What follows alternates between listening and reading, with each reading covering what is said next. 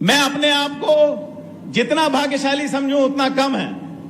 17 सितंबर वो दिन है जिस दिन माननीय प्रधानमंत्री जी का जन्मदिन होता है, और मेरे लिए व्यक्तिगत भी ये बड़ा भावुक दिन है, क्योंकि मेरे बाबा पंडित श्रीनिवास तिवारी जी का भी यही जन्म जयंती होती है।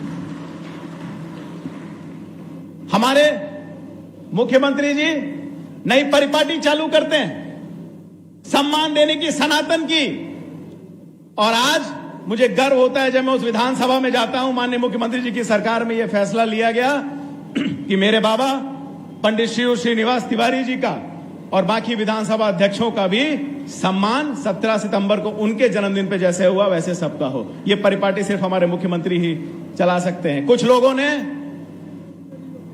लोगों ने गड़बड़ी करने की कोशिश की, परंतु मैं माननीय मुख्यमंत्री जी का धन्यवाद देना चाहता हूं कि उन्होंने विंध्य नायक पंडित श्रीनिवास तिवारी जी की मूर्ति फटाफट सभी समस्याओं को सुलझाते हुए फटाफट उन्होंने वो मूर्ति रीवा में स्थापित करवा दी।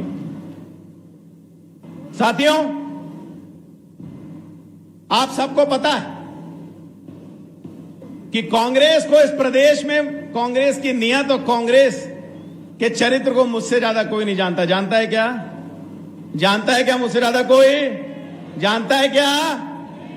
ये वही कांग्रेस पार्टी है, और उनके एक नेता हैं, अभी रीवा आए हुए थे, उनका नाम है आदरणीय मौलाना दिग्विजय सिंह जी।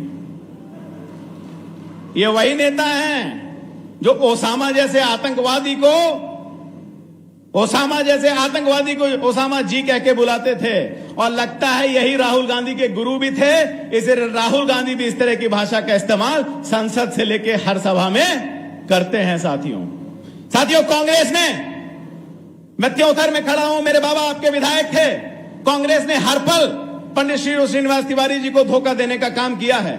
1977 में कांग्रेस ने उनका टिकट काट के मनगवा से त्योथर फेंका कि हार जाएंगे, लेकिन त्योथर ने उनको हाथों हाथ लिया और चुनाव जिता करके भेजा था। उसके बाद 80 में कांग्रेस की सरकार थी, और कांग्रेस की सरकार में जब वो संजय गांधी अस्पताल लेकर के आए, तो उस समय के सरकार ने उनको, उस समय की कांग्रेस पार्टी ने क्या सजा दी थी? उनका मंत्री पद छीन लिया था। और उसके बाद नाराजगी नहीं खत्म हुई तो इसी कांग्रेस पार्टी ने 85 में उनका टिकट भी इसी त्योथर से काट दिया था। साथियों, यह है कांग्रेस पार्टी का चरित्र। दिग्विजय सिंह जी बड़ी बड़ी बातें करते हैं। मैं आपको एक व्यक्तिगत बात बता दूं, ये वही दिग्विजय सिंह है, और ये मेरे बाबा की सुनाई हुई कहानी है। साथियों, मेरे बाबा ने मुझे व्यक्तिगत बताया है। उनको जब रीवा की जनता, मनगवा की जनता ने चुन करके भेजा था, 1993 में सरकार आई थी, नरसिम्हा राव जी प्रधानमंत्री थे। और साथियों, ये वही नरसिम्हा राव जी हैं, भूलिएगा मत। कांग्रेस का प्रधानमंत्री होने के बावजूद उनको कांग्रेस का दफ्तर में उनकी शव को नहीं रखने दिया गया था। ये वही कांग्रेस है। मेरे बाबा को यहां से बोल करके गए कि आपको मंत्री बनाएंगे, आपका मंत्री पद में नाम लेकर के गए, और वहां जाकर के स्पीकर के लिए नाम दे दिया, ये सोच करके कि ये कमजोर हो जाएंगे। लेकिन पंडित श्रीनिवास तिवारी ने दिग्विजय सिंह को स्पीकर रह के भी 10 साल अंगूठे के नीचे काम कराया था। साथियों, कराया था कि नहीं कराया था? ये वो दिग्विजय सिंह हैं। एक कांग्रेस के नेता आए थे, बड़ी बड़ी बातें करते हैं, शायद उनके प्रदेश अध्यक्ष भी हैं। वो हमारी लाडली बहनाओं को बोलते हैं कि शराब पीती हैं। लगता है एक दिन पहले की उनकी उतरी नहीं, इसलिए इस तरह का बयान दे करके चले जाते हैं। साथियों,